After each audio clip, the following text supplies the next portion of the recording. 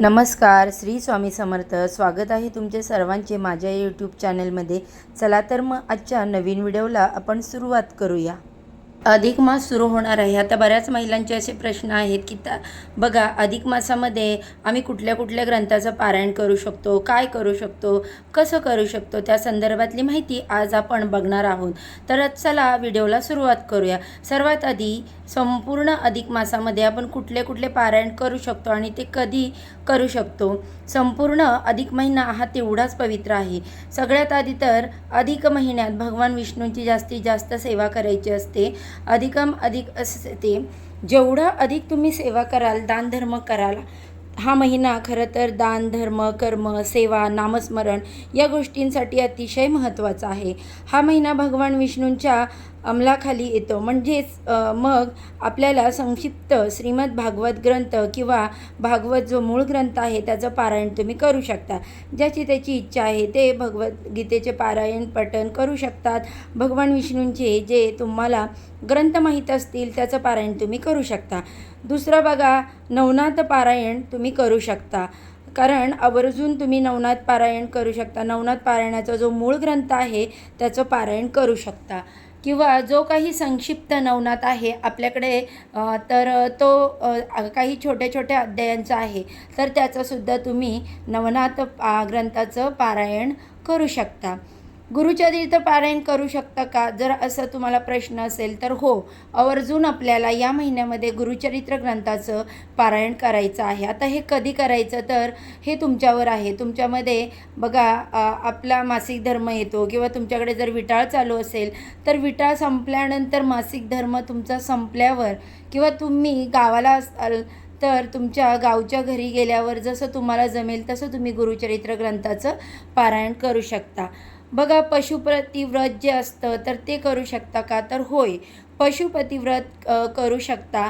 दुर्गा सप्तशती ग्रंथाचं पारायण करू शकता तुम्ही. दुर्गा सप्तशती ग्रंथ, गुरुचरित्र, संक्षिप्त श्री गुरुचरित्र, सप्तशती गुरुचरित्र, नवनाथ ग्रंथ, स्वामीचरित्र सारामृत, त्याचसोबत मल्हारी सप्तशती, हे जे काही ग्रंथ आहेत किंवा तुम्हाला श्रीपाद श्रीवल्लभ चरित्राचं तुम्हीसुद्धा या ग्रंथाचं पारायण करू शकता. जे पारायण तुम्हाला करणं शक्य होईल किंवा तुमची ज्या ज्या ग्रंथावर श्रद्धा आहे. आता गुरुचरित्र आणि नवनाथ स्वामीचरित्र सारामृत, बघा, बऱ्याच महिला गुरुचरित्र पारायण करणार आहेत. तर या महिन्यात गुरूंची सेवा करणं अतिशय महत्त्वाचं आहे. आपले दत्त महाराज हे साक्षात ब्रह्मा, विष्णू, महेश यांचे अवतार आहेत आणि अर्थात आपल्याला गुरुचरित्र पारायणाचं फळ या महिन्यात केल्याने 100 पटीने तुम्ही कुठल्याही ग्रंथाचं पारायण केलात. किंवा बघा, गुरुवार आहे तो करू शकतो का, म्हणजे गुरुवार स्वामींचे व्रत, तर नक्कीच या महिन्यात केली सुरुवात तुम्ही सेवेला तरी चालेल. या व्यतिरिक्त साई चरित्र ग्रंथाचे पारायण देखील करू शकता, काहीच अडचण नाही. या महिन्यात आपण जास्तीत जास्त दत्तसेवा, विष्णुसेवा ज्या आहेत तर त्या करू शकतो. लग्नासंदर्भात किंवा तुम्ही तुमच्या कुलदेवीला पण म्हणजेच श्री दुर्गा सप्तशती ग्रंथाचं पारायण तुम्ही या महिन्यात करू शकता. आता काय नियम आहे तर तुम्हाला माहीत आहे, नवनाथ पारायण करत असताना आता एक दिवशीय नवनाथ पारायण तुमच्या घरातही करू शकता. जर तुम्हाला माहिती हवी असेल तर तुम्ही मला सांगा, मी नक्कीच या संदर्भात एक सविस्तर व्हिडिओ करेन. आता गुरुचरित्र ग्रंथाचं पारायण 1 दिवसाचं खरंच करू नये. कारण बघा, जेव्हा आपण 7 दिवसांचं पारायण करत असतो ना, तेव्हा रोज आपल्याला 2-2.5 तास आरामशीर लागतात. ओळीवर बोट ठेवण्यात काहीच अर्थ नाही. तुम्ही व्यवस्थित पद्धतीने 7 दिवसाचं पारायण करावं. खरं तर गुरुचरित्र ग्रंथ हा 7 दिवसाचंच पारायण करायचं असतो. 7व्या दिवशी तुम्ही समाप्ती करू शकता. पण 3 दिवसाचे पारायण करू का, तर बघा ताईंनो, 3 दिवसाचे पारायण करण्यासाठी पण तेवढी क्षमता असावी लागते बसण्याची. फक्त ओळीवर बोट ठेवून नाही. गुरुचरित्र ग्रंथ हा खूप प्रभावी दिव्य असा ग्रंथ आहे. आयुष्यात कधीतरी लोकांचं आयुष्य सोन्यासारखं झालं आहे. बघा, गुरुचरित्र हा 5वा वेद मानला गेला आहे.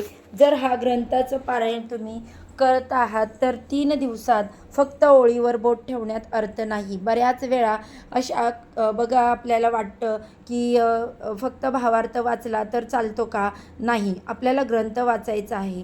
मग भावार्थ वाचलाच गेला पाहिजे का? काय आहे या भावार्थामध्ये, येणाऱ्या ग्रंथामध्ये काय आहे याचं शॉर्टकट वर्णन केलेलं असतं. म्हणजे आपल्याला समजा की आता खरं तर ते मराठी प्रवृत्ती असल्यामुळे, गुरुचरित्र ग्रंथ हा मराठी प्रवृत्ती असल्यामुळे भावार्थ वाचायची गरज नाही. पण तुम्ही सुद्धा त्यांची इच्छा आहे की भावार्थ वाचलं की आम्हाला समजेल की हा काहीतरी आहे, तर तुम्ही भावार्थ वाचू शकता. फक्त भावार्थ वाचून होत नाही, पूर्ण ग्रंथ तुम्हाला पठण करायचा असतो. मग 3 दिवसाच्या पारायणामध्ये जर तुम्ही दिवस रात्र, आता उन्हाळा आहे बघा एवढं की कुठल्याही गावात चांगल्या चांगल्यांचे हाल होतात. मग तुम्ही एवढा वेळ बसून तुमचं मन स्थिर लागेल का?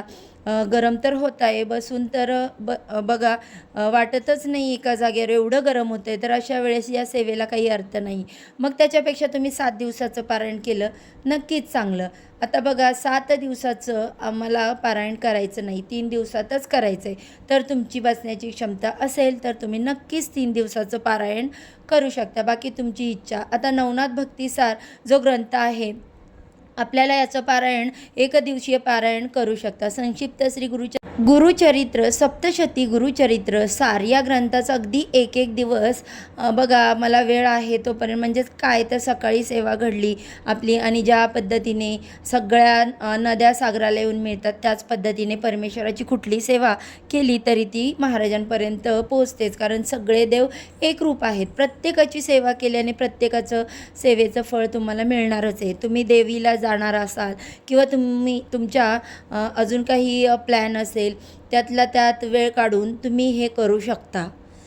तुम्ही बघा घरच्या घरी विष्णू याग या संदर्भातली बरीच माहिती आलेली आहे. तर लवकरच बऱ्याच ताईंना ह्याची माहिती हवी असेल तर या महिन्यात तुम्ही हवन पण करू शकता. बरं, आता हे हवन कसं करायचं, कधी करायचं, इतकी सुंदर सेवा आहे बघा ताईंनो, खूप छान. पण आता मला माहीत आहे काही महिला गावाला गेलेल्या आहेत.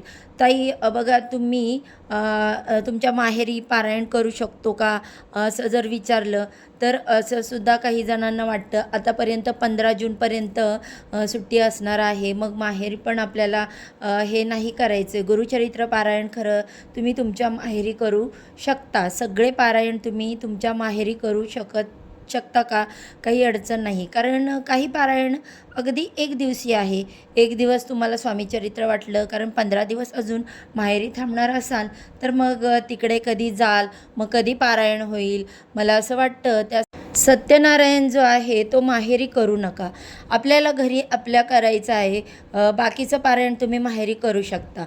संकल्पयुक्त काही सेवा असेल तीही तुम्ही करू कारण आपल्याला माहेरी सेवा केली काहीच हरकत नाही. कारण काही न करण्यापेक्षा काही केलेलं नक्कीच चांगलं असतं. जेवढे जास्त जमेल ना बघा ताईंनो, तेवढी जास्त सेवा करण्याचा प्रयत्न करा. कारण हा महिना परत 3 वर्षांनी येणार आहे. अधिकम अधिक असतो.